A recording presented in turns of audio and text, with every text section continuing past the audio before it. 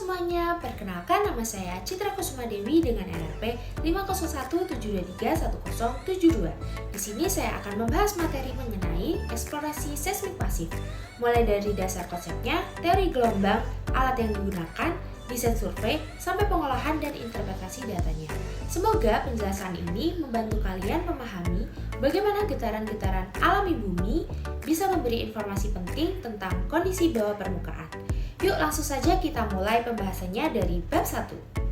Di bab 1 ini kita mengenal dasar dari apa yang disebut sebagai eksplorasi seismik pasif, sebuah metode yang semakin populer karena sifatnya yang efisien, aman, dan ramah lingkungan. Kalau biasanya dalam seismik aktif kita perlu menciptakan gelombang sendiri, misalnya dengan menggunakan hammer, vibrator, atau bahkan bahan peledak, dalam seismik pasif kita tidak perlu melakukan apapun, kita hanya tinggal mendengarkan bumi. Karena setiap detik bumi selalu bergetar akibat berbagai sumber alami seperti gempa tektonik, tremor vulkanik, mikroseism dari laut, hingga aktivitas manusia sehari-hari.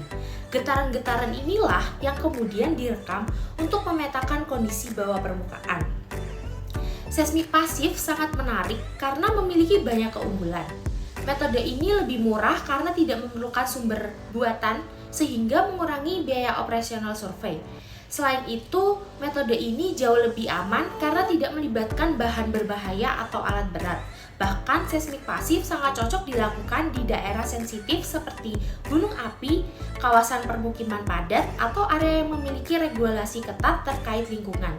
Penggunaan metode ini juga memungkinkan pemantauan jangka panjang karena gelombang alami terus ada sepanjang waktu. Dan di bab 1 ini juga dijelaskan berbagai fenomena sumber gelombang pasif karena bumi memiliki beragam sumber energi mulai dari gempa bumi kecil hingga tremor vulkanik yang dihasilkan oleh pergerakan magma. Di wilayah pesisir, interaksi ombak laut menghasilkan gelombang mikroseism yang berfrekuensi rendah namun sangat stabil, sehingga sangat berguna untuk interferometri dan tomografi. Selain itu, aktivitas manusia seperti kendaraan atau mesin industri juga menciptakan noise yang kadang dapat dimanfaatkan, meski seringkali dianggap sebagai gangguan. Aplikasi metode seismik pasif sangatlah luas. Di bidang hidrokarbon, metode ini dapat membantu memetakan kecepatan gelombang dan mengidentifikasi kontras litologi pada reservoir. Dalam geoteknik, seismik pasif digunakan untuk mengetahui kedalaman bedrock, ketebalan sedimen, dan potensi likuifaksi. Pada geotermal, metode ini sangat berguna untuk mendeteksi jalur fluida panas, zona alterasi, dan sistem hidrotermal. Dan dalam mitigasi, metode seismik pasif digunakan untuk memetakan sesar aktif, mengidentifikasi zona rawan gempa, dan mempelajari karakter tanah. Selanjutnya, setelah memahami gambaran umum mengenai seismik pasif, kita masuk ke bab 2 untuk mempelajari dasar-dasar gelombang seismik. Pada bab 2 ini membawa kita kembali ke dasar fisika dari seluruh metode seismik, yaitu gelombang seismik. Memahami bagaimana gelombang bergerak, berinteraksi, dan berubah adalah kunci untuk memahami seluruh proses pengolahan data seismik. Gelombang seismik terbagi menjadi dua kelompok besar, yaitu body wave dan surface wave. Body wave terdiri dari gelombang P yang merambat paling cepat dan mampu bergerak melalui fluida, serta gelombang S yang merambat lebih lambat dan tidak dapat bergerak di fluida. Sedangkan surface wave terdiri dari Rayleigh wave yang bergerak seperti gelombang air dan low wave yang bergerak secara horizontal. Dalam metode pasif, terutama HVSR dan MSW, gelombang permukaan menjadi sangat penting karena berisi banyak informasi tentang lapisan dangkal bumi. Gelombang memiliki karakteristik utama seperti amplitudo, fase, frekuensi, panjang gelombang, dan kecepatan rambat. Frekuensi tinggi biasanya membawa informasi dangkal, sedangkan frekuensi rendah membawa informasi yang lebih dalam. Fenomena penting lain yang dibahas adalah dispersi, yaitu kondisi di mana kecepatan gelombang berubah tergantung frekuensinya. Dispersi adalah alasan mengapa metode MASW bisa bekerja. Kurva diversi menjadi kunci untuk menentukan profil kecepatan bawah permukaan. Salah satu konsep yang sangat fundamental di bab ini adalah fungsi Green, yaitu respon impuls dari bumi Dalam interferometri, tujuan kita adalah mendapatkan fungsi green ini hanya dari noise tanpa menggunakan sumber aktif. Dengan melakukan korelasi silang antar sensor, kita bisa membangun sinyal yang merupai seismograf aktif. Setelah memahami teori gelombang, kini kita lanjut ke bab 3 untuk mengenal instrumen yang digunakan dalam perekaman seismik pasif. Pada bab 3 ini membawa kita ke dunia perangkat keras yang membuat seluruh survei seismik pasif dapat berjalan. Instrumen utama yang digunakan adalah sensor seismik yaitu geofon dan akselerometer. Geofon bekerja dengan prinsip koil bergerak dan mengukur kecepatan partikel tanah. Sensor ini umum digunakan dalam seismik aktif maupun pasif. Sementara itu, akselerometer mengukur percepatan dan sering berbasis teknologi MEMS, membuatnya lebih kecil, lebih sensitif, dan lebih stabil untuk frekuensi rendah. Pemilihan sensor sangat bergantung pada tujuan survei. HVSR biasanya membutuhkan sensor dengan kemampuan menangkap frekuensi sangat rendah, sedangkan MASW membutuhkan sensor yang sensitif terhadap frekuensi menengah. Selain sensor, ada digitizer yang berfungsi mengubah sinyal analog menjadi sinyal digital. Parameter penting seperti sampling rate, resolusi bit, dan dynamic range sangat menentukan kualitas rekaman. Untuk metode pasif, kita juga mengenal beberapa sistem perekaman seperti sistem nodal yang mandiri, sistem kabel tradisional, dan teknologi terbaru yaitu DAS, Distribute Acoustic Sensing, yang memungkinkan kabel fiber optik bertindak sebagai sensor seismik dengan ribuan kanal. Instrumen harus dipasang dengan sangat hati-hati. Orientasi sensor harus tepat, coupling dengan tanah harus kuat, dan noise eksternal seperti angin atau getaran manusia harus diminimalkan. Kesalahan kecil pada pemasangan sensor dapat menghasilkan noise besar yang merusak kualitas data. Pada bab 3 ini memberikan pemahaman menyeluruh tentang bagaimana instrumen bekerja dan apa saja yang diperlukan untuk memastikan proses perekaman berjalan optimal. Untuk selanjutnya, setelah mengetahui instrumen yang digunakan, kita akan berpindah ke bab 4 untuk membahas bagaimana survei seismik dirancang dan dilakukan di lapangan. Bab 4 menjelaskan bagaimana merancang sebuah survei seismik pasif yang efektif. Setiap survei harus dimulai dengan tujuan yang jelas. Apakah kita ingin memetakan kedalaman bedrock, atau memperoleh model kecepatan VS, atau memahami struktur regional. Desain array menjadi jantung dari survei. Ada banyak pilihan konfigurasi seperti array linear, array lingkaran, array 2D grid, atau konfigurasi L-shape. Konfigurasi ini ditentukan berdasarkan jenis analisis yang akan dilakukan. Misalnya MASW membutuhkan array linear dengan spasi sensor tertentu, sementara HVSR hanya memerlukan satu titik pengukuran. Durasi perekaman juga memiliki peran besar. Mikrotremor HVSR biasanya cukup direkam dalam waktu 10-30 menit. Namun untuk ambient noise tomografi, kita membutuhkan data yang direkam berjam-jam bahkan berhari-hari agar gelombang noise yang datang dari berbagai arah dapat terkumpul dan di-stack dengan baik. Tantangan lapangan selalu muncul seperti gangguan kendaraan, angin, hujan, atau medan yang sulit. Dokumentasi metadata seperti posisi sensor, waktu pemasangan, dan kondisi lingkungan sangat penting karena akan membantu proses pengolahan data. Setelah memahami desain survei, pada bab 5, kita mulai memasuki inti analisis yaitu konsep interferometri seismik. Di bab 5 ini kita memasuki salah satu konsep paling penting revolusioner dalam dunia seismik pasif, yaitu seismik interferometri. Kalau di metode seismik tradisional, kita membutuhkan sumber energi buatan seperti palu, vibrator, atau dinamit untuk menghasilkan gelombang yang nantinya direkam oleh sensor. Maka interferometri memungkinkan kita untuk mendapatkan respon impuls bumi tanpa memerlukan membuat sumber sama sekali. Kita hanya memanfaatkan noise atau getaran-getaran kecil yang sudah ada secara alami. Prinsip dasarnya adalah seperti, bayangkan kalau kita memiliki dua sensor, sensor A dan sensor B yang merekam gelombang ambient noise selama berjam-jam atau berhari-hari. Tanpa kita sadari, ratusan ribu gelombang dari berbagai arah melewati kedua sensor itu dengan melakukan cross correlation antara rekaman sensor A dan sensor B. Kita dapat memperoleh rekaman yang berbentuk mirip dengan seismograf hasil tembakan aktif, seolah-olah kita menembakkan gelombang dari sensor B dan menangkapnya di sensor A, padahal kita sama sekali tidak melakukan apa-apa.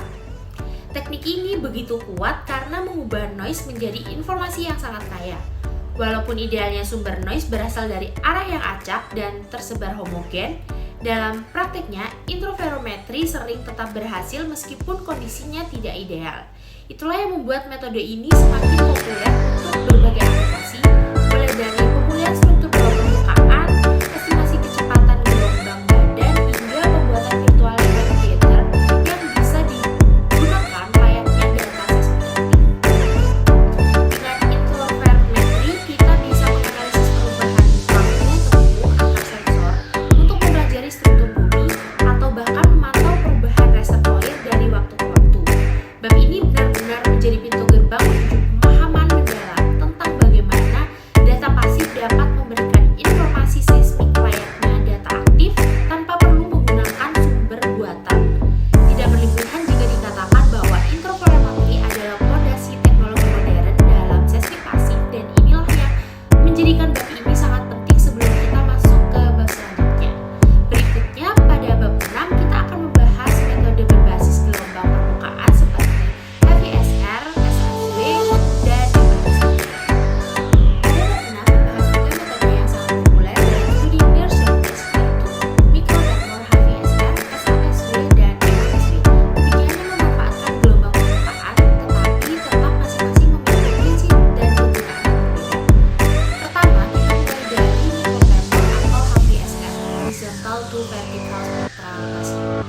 Metode ini dikembangkan oleh Nakamura pada tahun 1989 dan menjadi salah satu teknik paling murah, cepat, dan efektif untuk mengidentifikasi kedalaman batuan dasar serta frekuensi dominan suatu lokasi. Kita hanya perlu merekam mikrotremor menggunakan satu sensor selama beberapa menit, kemudian menghitung rasio antara komponen horizontal dan vertikal. Puncak kurva HVSR biasanya menjadi indikator kuat tentang adanya kontras impedansi yang signifikan antara lapisan sedimen dan batuan dasar. Dan selanjutnya ada SHSW yang menggunakan dua sensor untuk mengukur perbedaan waktu tempuh gelombang Rayleigh. Dari perbedaan itu, kita bisa mengekstrak kurva dispersi yang menggambarkan bagaimana kecepatan gelombang berubah menurut frekuensi.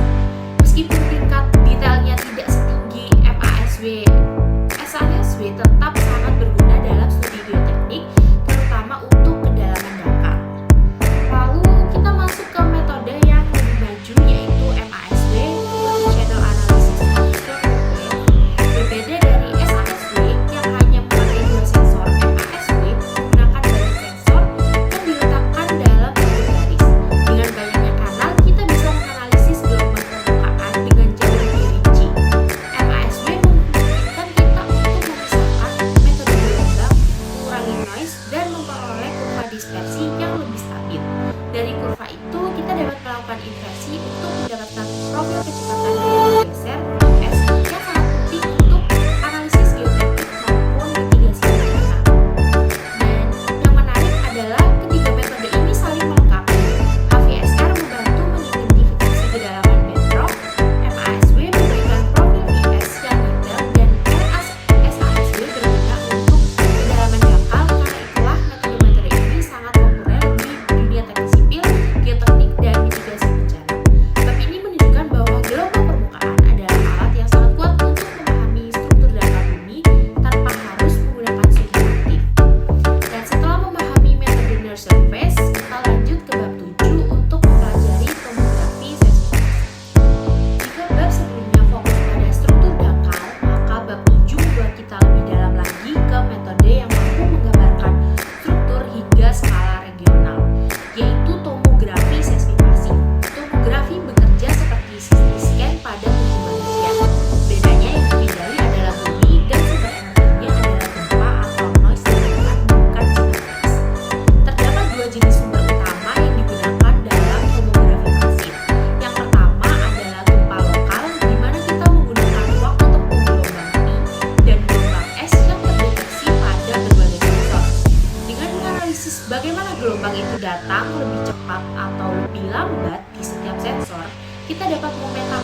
variasi kecepatan di bawah permukaan.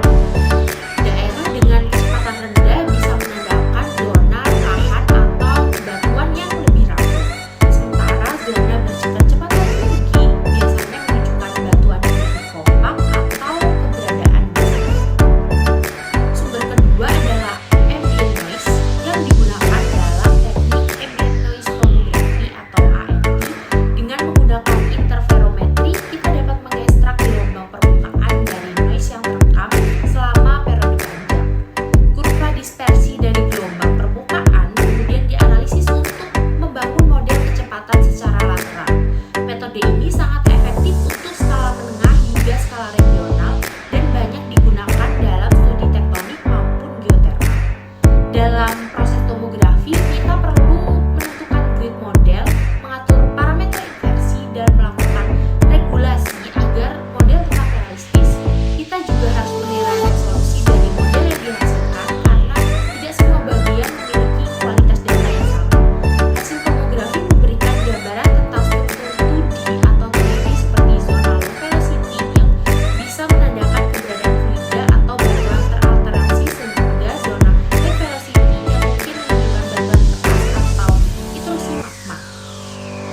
Bab ini menjelaskan bahwa tomografi pasif merupakan alat yang sangat berharga dalam memahami dinamika bawah permukaan, tidak hanya untuk eksplorasi, tapi juga untuk mitigasi bencana, pemetaan sesar aktif, hingga riset gunung api. Berikutnya pada bab 8 kita masuk ke tahap pra-pengolahan data sebelum analisis dilakukan. Pada bab 8 kembali membawa kita ke dunia pengolahan data, yaitu bagaimana kita menyiapkan sinyal sebelum masuk ke tahap inversi.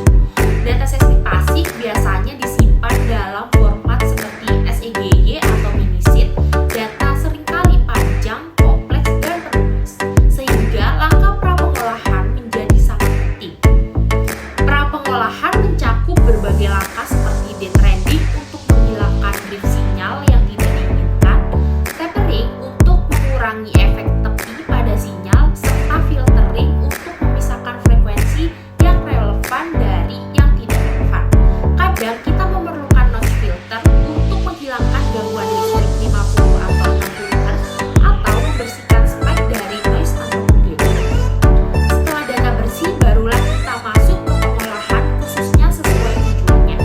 Jika kita menggunakan interferometri, maka langkah berikutnya adalah melakukan cross correlation antar sensor, kemudian melakukan stacking selama beberapa jam atau hari agar virtual sinyal yang dihasilkan semakin stabil. Teknik ini dapat menghasilkan virtual shock gather yang selanjutnya dapat dianalisis seperti data seismik. Untuk metode survei waste seperti MASW dan SASW, kita mengekstrak kurva dispersi yang menggambarkan variasi kecepatan gelombang permukaan. Kurva ini nantinya digunakan dalam inversi untuk mendapatkan profil PS. Sementara itu untuk microtremor HVSR, kita menghitung Fourier spectrum dari komponen horizontal dan vertikal untuk memperoleh kurva H per V. Dalam bab ini menekankan bahwa kualitas data sangat menentukan kualitas model. Tanpa pra-pengolahan yang tepat, data tidak akan menghasilkan model yang akurat, sehingga langkah ini tidak boleh diabaikan. Setelah data siap, kita lanjut ke bab 9 untuk mempelajari proses inversi dalam membangun model bawah permukaan. Sekarang kita masuk ke bab 9, yaitu tentang inversi, salah satu tahap paling penting dalam seluruh proses eksplorasi seismik pasif. Kalau di bab sebelumnya kita mengumpulkan data dan mengolahnya, maka di bab ini kita akan mencoba memahami bagaimana data tersebut diterjemahkan menjadi model bawah permukaan yang nyata. Inversi pada dasarnya adalah proses menebak struktur bumi dari respon gelombang yang kita rekam. Kita tidak bisa melihat secara langsung apa yang ada di bawah tanah, tetapi kita bisa mengamati bagaimana gelombang merambat, bagaimana ia diperlambat atau dipercepat, atau berubah bentuk ketika melewati lapisan batu. Dari perubahan itulah kita mencoba membangun model yang paling mungkin menggambarkan kondisi bawah permukaan. Salah satu inversi yang paling umum adalah inversi kecepatan gelombang geser atau VS. Prosesnya dimulai dari sebuah model awal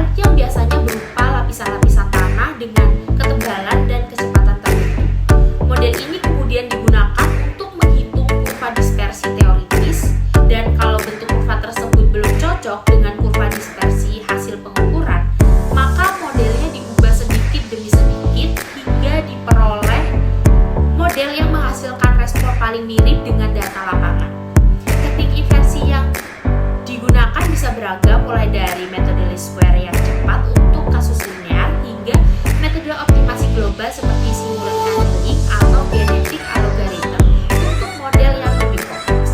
Selain MASW, metode HVSR juga bisa diinversi untuk mendapatkan profil struktur bawah permukaan. Melalui analisis HVSR, kita bisa melihat frekuensi dominan yang menunjukkan kedalaman batuan dasar. Namun, kalau kita ingin mengetahui struktur yang lebih rinci, misalnya perubahan impedasi antar lapisan, maka kita perlu melakukan inversi terhadap kurva H per V tersebut. Tidak hanya metode berbasis gelombang permukaan, tomografi pasif juga memanfaatkan inversi dalam tomografi. Waktu tempuh gelombang P dan S yang dipetik dari gempa atau sinyal virtual dipakai untuk membangun model kecepatan 2D atau 3D. Inversi tomografi memerlukan regulasi, smoothing, dan penilaian resolusi agar model tidak hanya akurat tetapi juga stabil dan realistis. Hal yang perlu diingat adalah bahwa hasil inversi tidak pernah tunggal. Selalu ada ketidakpastian, selalu ada beberapa model berbeda yang sama-sama mungkin. Karena itu, analisis sensitivitas dan resolusi model menjadi hal yang sangat penting. Dengan kata lain, inversi adalah perpaduan antara matematika, pemahaman fisika gelombang, dan interpretasi geologi. Dari bab 9 ini memberikan dasar yang kuat tentang bagaimana model permukaan dibangun. Setelah kita memahami bagaimana model dihasilkan, sekarang kita siap untuk masuk ke langkah yang paling akhir dan paling menentukan dalam eksplorasi geofisika, yaitu interpretasi. Selanjutnya pada bab 10 kita akan menginterpretasikan model tersebut menjadi informasi geologi. Pada bab 10 ini adalah bab yang paling menarik karena disinilah seluruh hasil pengolahan data dan inversi akhirnya hidup. Tujuan utama dari setiap survei geofisika adalah interpretasi, yaitu memahami apa arti nilai-nilai kecepatan, impedasi, dan parameter lainnya dalam konteks geologi nyata. Interpretasi dimulai dari hubungan antara parameter seismik dan sifat-sifat batuan. Misalnya batuan yang keras seperti batuan beku atau batuan metamorf umumnya memiliki kecepatan gelombang yang tinggi. Sebaliknya, tanah lepas, batuan teralterasi atau lapisan jenuh air biasanya menunjukkan kecepatan rendah. Kontras kecepatan ini memberi kita petunjuk tentang batas antar litologi seperti peralihan dari tanah ke bedrock atau dari batuan sedimen lunak ke batuan yang kompak atau yang lebih tua.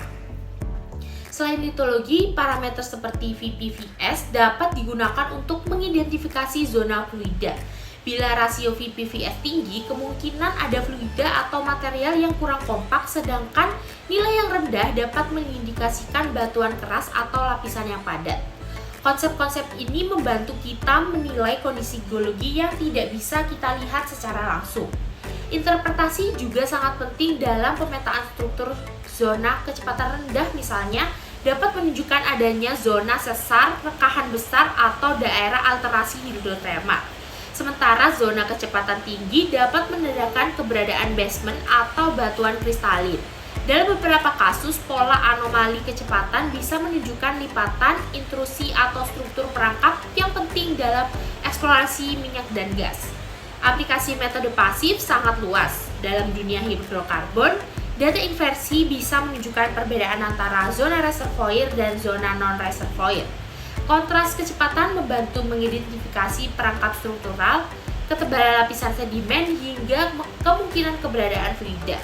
Dalam geotermal, interpretasi tomografi dan profil VS membantu menentukan zona alterasi hidrotermal, jalur migrasi fluida, serta kedalaman sistem panas bumi. Selain itu, interpretasi near surface seperti HVSR dan MASW sangat penting untuk dunia geoteknik. Kedalaman bedrock, ketebalan tanah lunak, dan karakteristik soil sangat berpengaruh terhadap desain bangunan, jembatan, atau fondasi gedung bertingkat. Data ini juga digunakan untuk penilaian resiko gempa seperti menentukan potensi amplifikasi gelombang pada suatu wilayah. Yang menarik adalah bahwa interpretasi terbaik jarang sekali menggunakan satu metode saja. Biasanya beberapa metode digabungkan agar hasilnya lebih jelas dan konsisten.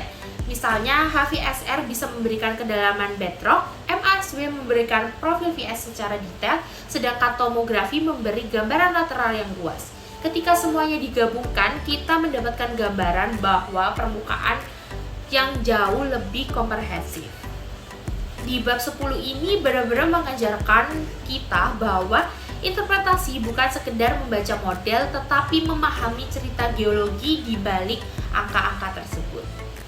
Kita tiba pada bab terakhir, yaitu bab 11 yang membahas kesimpulan keseluruhan, tantangan yang masih dihadapi, dan tren masa depan dalam eksplorasi seismik pasif. Metode seismik pasif telah menjadi salah satu teknik paling menarik dalam eksplorasi modern karena sifatnya yang non-invasif, murah, dan sangat efektif.